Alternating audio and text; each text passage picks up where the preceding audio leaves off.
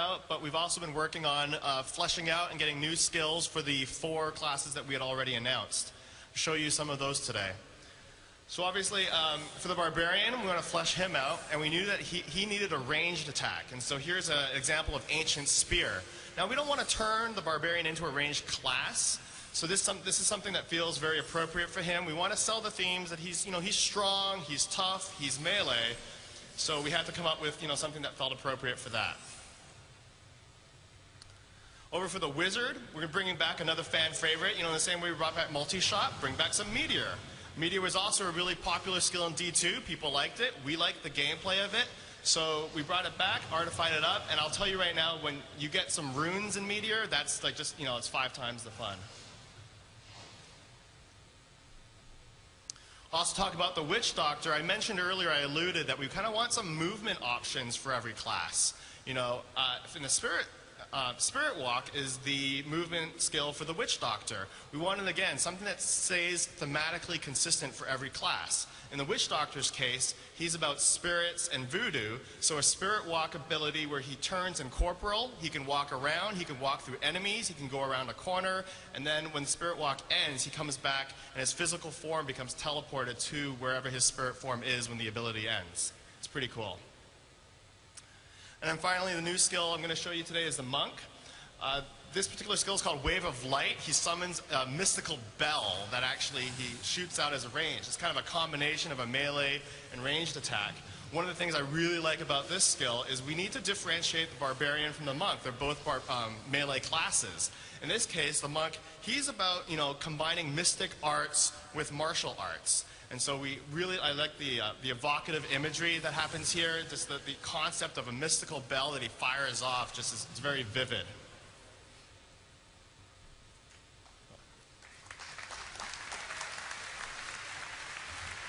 All right, back to me. So I'm going to tell you about a new system that we've added into Diablo 3 in the last year. It's called traits. So what are traits? Well, essentially they're passive skills. They are ways that you can customize and modify and essentially kind of role play with your character and diversify your character builds. So you gain them as you level up. It's basically every other level. You don't get a point every level, but I think it's every odd numbered level you get a trait point. And really the goal of these is to alter your core attributes and aspects of your character. So if you have a Barbarian and you want to be stronger, there's a trait for that. If you have a Wizard and you want to focus a lot more on elemental skills, you have a trait for that. So, and a lot of it is also to take the opportunity to add flavor to the game world. So every trait has, in addition to just instructions on what it does, it has a little excerpt of some flavor text that tells you about the world, and it also is designed as a skill to sell you something about your character and your class. So I'm going to give you some examples of that. So here's a trait example for the Barbarian called Inner Rage. So this highlights something really important about traits. They're not universal to all classes.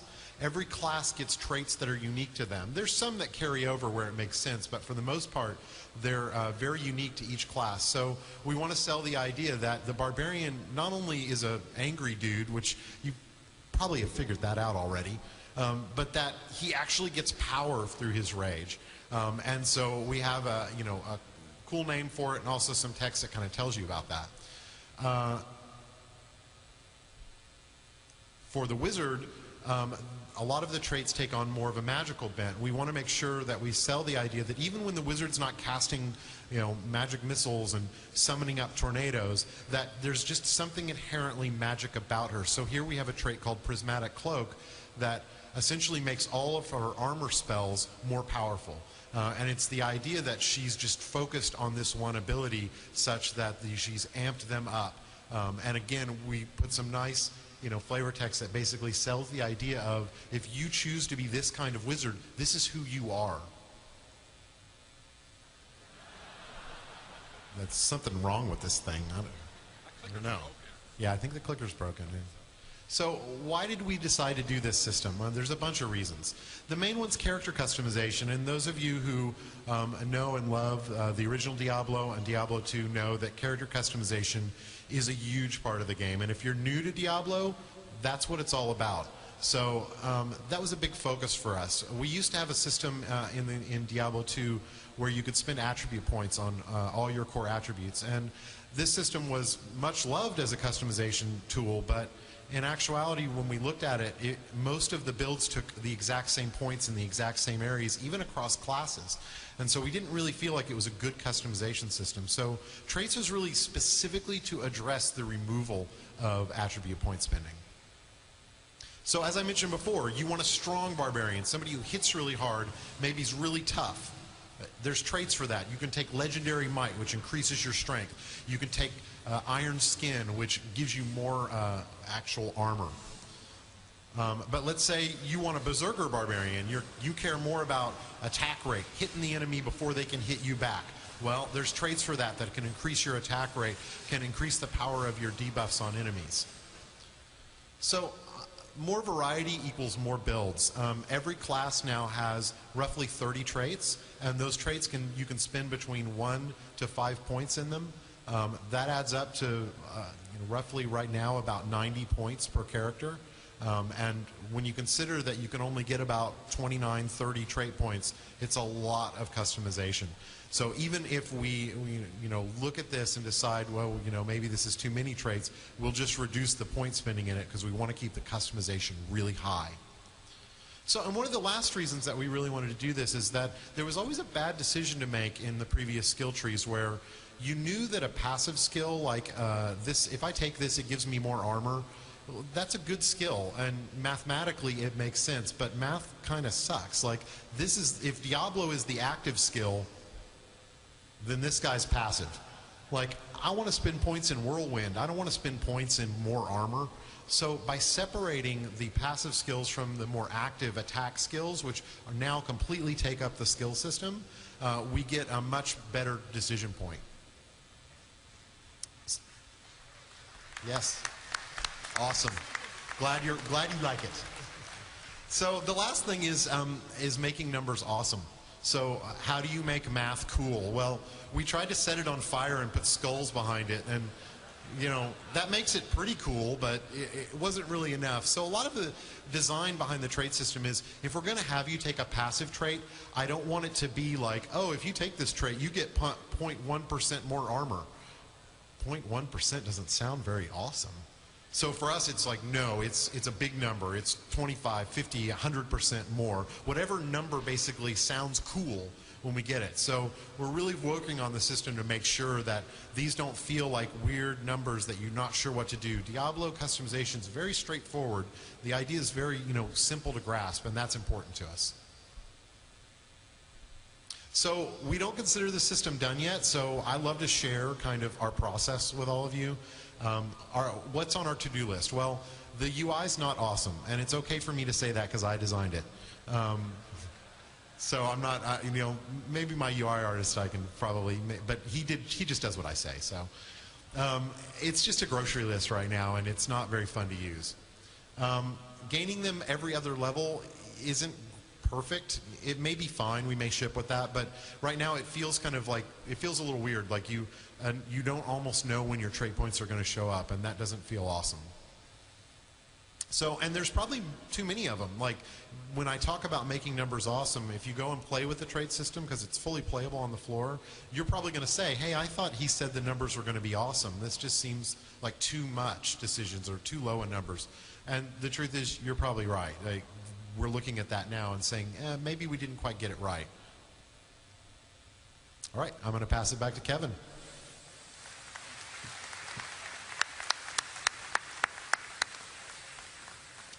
So before we get directly into the talisman, I want to talk a little bit about charms from Diablo 2.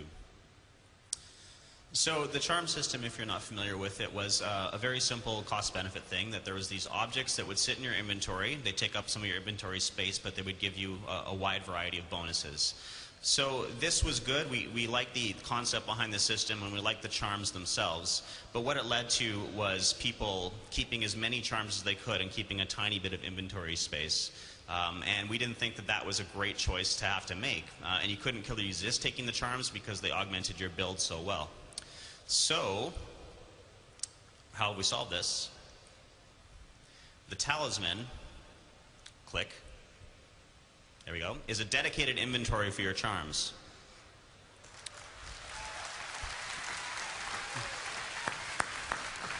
I know, I feel the same way every time I put a charm in there instead of into my bag. So, not only that, it gets bigger over time. It keeps all of the advantages of the Diablo 2 charm system.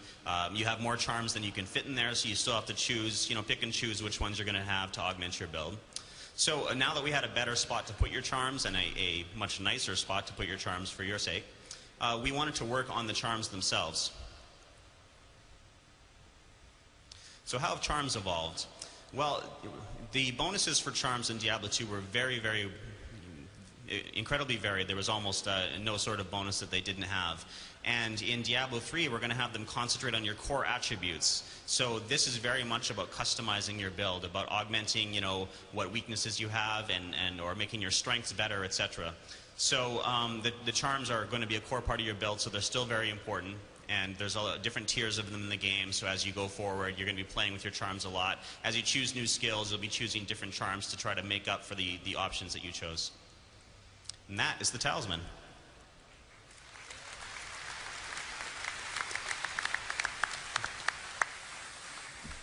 My name is Julian Love, lead technical artist on Diablo 3, and I'm going to talk to you about skill runes today. So we haven't talked about skill runes for quite a while. In fact, we kind of gave them the year off last year to let them percolate a little bit, but they're back and they're in the game and you can play them here at the show. They're fully implemented in the Witch Doctor, the Wizard, and the Barbarian. And I would urge you to just head on over at some point today and play the game and give skill runes a try. So, just a quick update, getting up to speed with where we are with runes. If you remember, runes are a system for modifying your skills. They drop in the world like gems do, but instead of putting them in your items to modify what your items do, you put these in your skills and modify what your skills do. So really, skill runes are a huge customization feature for your characters. And usually when we think about character customization, people think about things like skin color or hairstyle or maybe gear. But really, the skills that you pick for your character is a huge part of character customization. And I'll give you an example of what I'm talking about. We have an Amazon here in the front row. Can I get you to stand up? All right. So let's give it up for the Amazon. It's a great costume.